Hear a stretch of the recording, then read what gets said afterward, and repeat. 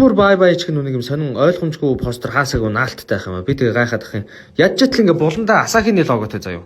Гэхдээ би бол тэгээ Асахи гэж пив л мэдэн заяа. Пив чацаг алт хоёр хоорондоо ямар холбоотой вэ? Гэхдээ наа чи ерөөс ингээ пив чацаг алт хоёртай алинтай ч хамаагүй байхгүй. Асахи гэдэг чинь зөвхөн пив биш. Тэгээд өөрөө дандаа пив болдог учраас ингээ бусад бүх шингийн юмыг пив гэж бодож болохгүй байхгүй юу? Уураг ингээ хүнд ямар хэрэгтэй вэ гэдээ би одоо чамд хичээл ороод байгаа хайшин заяа. Гэхдээ ер нь ингээ махнаас авдаг, сүмнээс авдаг тийм. Тэгээд ингээ дэлгүүр ороод ингээ сүү авах гэхэр чинь ингээ хаасаагүй амирх сахартай, хугацаа уртсгагчтай. Тэгээд дээрэс нь ингээ лактоз задлж чаддаг юм супер хототтой хүн ер нь айгүй ховор болж байгаа заяа. Тэгээд тэр андуураад байгаа самбарч ерөөсөө тийм пивтэй холбоогүй заяа. Энэ Марусан гэдэг юм Япон сүүний реклам баггүй юу тэр чинь. Ойлгож байна уу? Тэгээд гол нэг сүүч одоо 64 оноос хойш гэж бараг 70 жил болчихсон. 64 оны лууж эхэлтэй заяа. Тэгээ бусад сүү бодох юм бол энэ шар бурцгийн сүү учраас уургийн агуулгын чинь өндөр лактоз байхгүй. Хоёулын шиг ийм суг хототтой хүн ч гэсэн ингээд тэм дуртай ингээд ууж болно. Ямар ч асуудалгүй гэсэн үг. Тэгээ тэр бай бай бол чамтай ямар ч хамаагүй.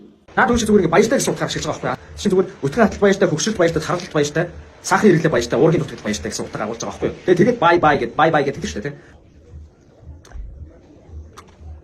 Үзөө байна уу? Чи тэгэл нэг өөрөө яг адилхан юм биш нэг худлаа попро шаа. Чи тэг хэзээ чи юм ухаалаг юм хүм ярьчаа тэрийг өөрөө хэрэгжүүлдэг шүү дээ. Худ банд.